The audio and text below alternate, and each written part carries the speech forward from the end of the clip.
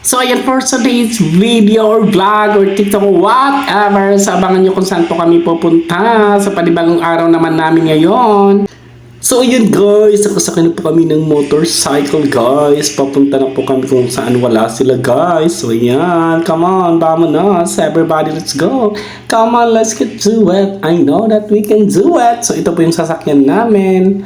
Papuntang Trinoma. Halika na mga mare, sakay na tayo. Halika na, let's go, let's go.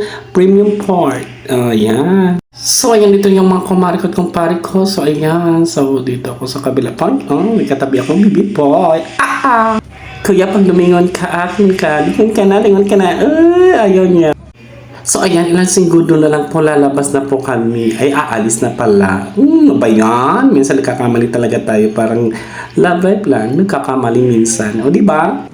Ayan, nakababa na po kami. Papunta na po kami dito sa Trinoma Resort. Trinoma Resort ba to? Ewan, basta Trinoma siya. Hindi ko alam kasi naman naman, first timer. So ayan, naghihintay po kami ng Grab papuntang Bikutan. O, diba?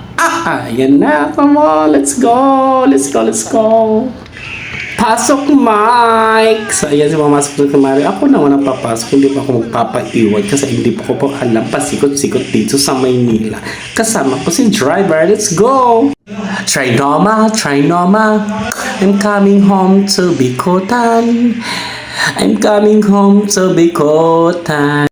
O, diba? Mega ganon. So, ayan, yung SM City Bikutan nila. Pero sabi nila may Bikutan upper, may Bikutan lower. Wala akong pakialam kung saan man kami mapupunta. Basta ang importante ay may sponsor. So ayan, dito na si Ma'am Ann. O diba, siya po yung aming madam.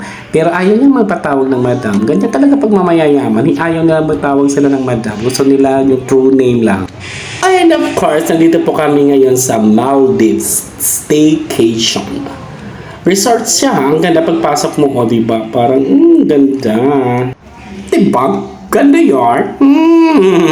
And of course, lumabas po kami agad. Pagpasok namin, lumabas agad. O, ayan, picture taking na. Picture taking. So, ayan. The taping must go on. O, diba? Ang ganda ng buhok ko, diba? Diba? Diba? Diba? And of course mga guys, pagkatapos po ng camera 360, ayan, nag-ikot-ikot naman po kami. Pinasyal kami ni Madam Ann, or should I say, Ma'am Ann. So ayan, inukit namin yung Maldives. Alam niyo mga guys, hanggat nandito kayo sa Maynila, sulitin niyo bawat oras, araw na nandito kayo. Kasi minsan lang yan sa buhay, darating mo yan eh. Diba? So, and of course guys, di po mawawala si Ma'am Jim Bilug. So yan, lasing na tayo, mag-inuman tayo kasi nakakamiss po talaga yung mag-Jim Bilug. Pero iba naman do dito sa Maynila kasi parang medyo social tayo. Dagdagan natin ng Red Horse at saka Sprite. O diba? Para maiba naman. Kasi sa Leyte, sa Tacloban, parang Jim Bilug lang eh. 100 pesos, okay na, nakakainom ka na, lasing ka na. Pero dito medyo umangat-angat ng konti. Ayan. Dagdagan ng Red Horse tsaka Sprite. Masubukan niya. Pero sobrang sarap niya ha. Boof! Ikot-ikot. Para ka ng love life, diba? Pinaikot-ikot. Bumaba pala ako kasi bumili ako ng yellow. Okay, it's my turn. Open sesame. So, yan. And of course, papalit po tayo dahil nasa Rome 822 po kami.